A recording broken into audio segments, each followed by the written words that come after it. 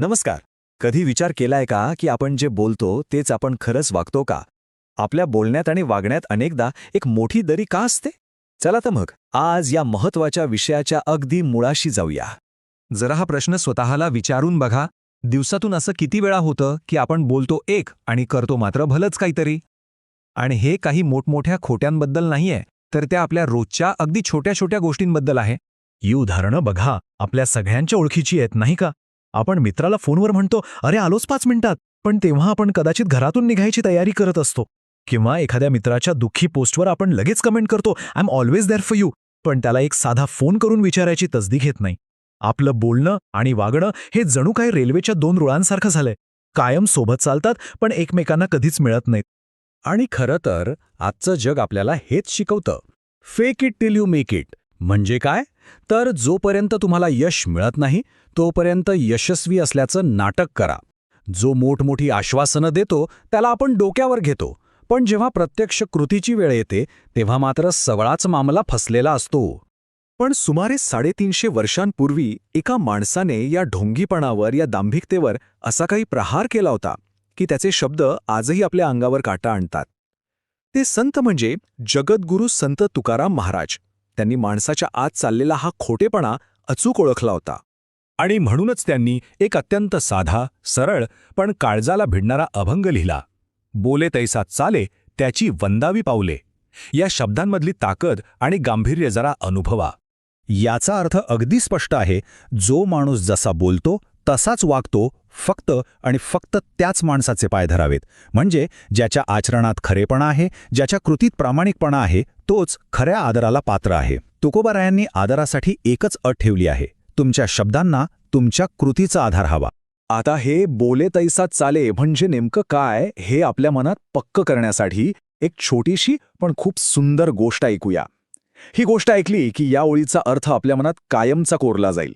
गोष्ट अशी आहे, एका गावात एक महान संत राहत होते. त्याच गावात एक बाई होती जिला एक लहान मुलगा होता. त्या मुलाला गूळ खायचं भयंकर व्यसन लागलं होतं. तो अक्षरशः वाटीवाटीभर गूळ खायचा आणि त्यामुळे त्याचं आरोग्य दिवसेंदिवस बिघडत चाललं होतं. त्या आईने संतांचे पाय धरले आणि रडत म्हणाली, महाराज काहीतरी करा, हा मुलगा माझा ऐकत नाही. तुम्हीच याला सांगा, तो तुमचं नक्की ऐकेल. संतांनी त्या मुलाकडे पाहिलं आणि अगदी शांतपणे म्हणाले, बाई एक काम कर, बरोबर 15 दिवसांनी याला घेऊन माझ्याकडे परत ये. आईला खूप आश्चर्य वाटलं, पण ती काही न बोलता घरी परत गेली. 15 दिवस उलटले. त्या आईच्या मनात आशा आणि शंका दोन्ही दाटून आल्या होत्या. ती पुन्हा त्या मुलाला घेऊन उन्हाताणातून चालत संतांच्या आश्रमात पोहोचली. त्या 15 दिवसांच्या प्रतीक्षेमागचं नेमकं कारण काय होतं हे आता उलगडणार होतं. संत त्या मुलाला जवळ बोलवतात, त्याच्या पाठीवरून मायेने हात फिरवतात आणि अगदी ठामपणे एकाच वाक्यात सांगतात, बाळा आजपासून गूळ खाणं सोडून दे. आणि आश्चर्य म्हणजे काय, त्या दिवसापासून त्या मुलाने गूळ खाणं कायमचं सोडून दिलं.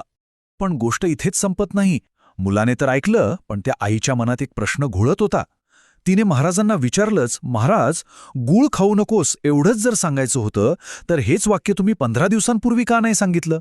आम्हाला एवढा त्रास का दिला? यावर महाराज हसून जे म्हणाले तेच या सगळ्या विचारांचं सार आहे. ते म्हणाले, माई, ज्या दिवशी तू पहिल्यांदा माझ्याकडे आली होतीस त्या दिवशी मला स्वतःला जेवणानंतर रोज थोडा गूळ खायची सवय होती. आता जर मी स्वतः गूळ खातो तर या मुलाला गूळ खाऊ नको असं सांगण्याचा मला नैतिक अधिकारच नव्हता. म्हणून आधी त्या 15 दिवसांत मी स्वतः गूळ खाणं सोडलं आणि जेव्हा माझ्या आचरणावर माझा विश्वास बसला तेव्हाच मी तुझ्या मुलाला उपदेश केला. यालाच म्हणतात बोले तैसा चाले. आजचं आधुनिक मानसशास्त्र याला कॉग्निटिव्ह डिसोनन्स म्हणतं. म्हणजे काय, तर ही एक अशी मानसिक अस्वस्थता आहे जी आपले विचार, आपले शब्द आणि आपली कृती यात मेळ नसतो तेव्हा तयार होते. हा आपल्या आतल्या आत चाललेला एक संघर्ष आहे जो आपला आत्मविश्वास आणि मनाची शांती दोन्ही हिरावून घेतो. सतत एक मुखवटा घालून वावरावं लागतं. आपलं बिंग फुटलं तर, माझा खरा चेहरा लोकांसमोर आला तर, ही भीती माणसाला आतून पोखरत असते. याउलट जो माणूस बोले तैसा चाले या तत्वावर जगतो त्याला काही लपवायचंच नसतं. त्याच्या वागण्यात एक सहजता, एक पारदर्शकता असते आणि यामुळेच त्याला खरी मानसिक शांतता आणि आत्मसन्मान मिळतो. आता पाहूया की तुकाराम महाराज स्वतः या बोले तैसा चाले या कसोटीवर कसे उतरले. त्यांच्या आयुष्यातलाच एक प्रसंग जो त्यांचं चारित्र्य किती उत्तुंग होतं हे आपल्याला दाखवून देतो. तर झालं असं की तुकोबांच्या कीर्तनाची ख्याती स्वतः छत्रपती शिवाजी महाराजांपर्यंत पोहोचली. महाराजांनी तुकोबांसाठी नजराणा पाठवला. विचार करा, साक्षात छत्रपतींचा नजराणा.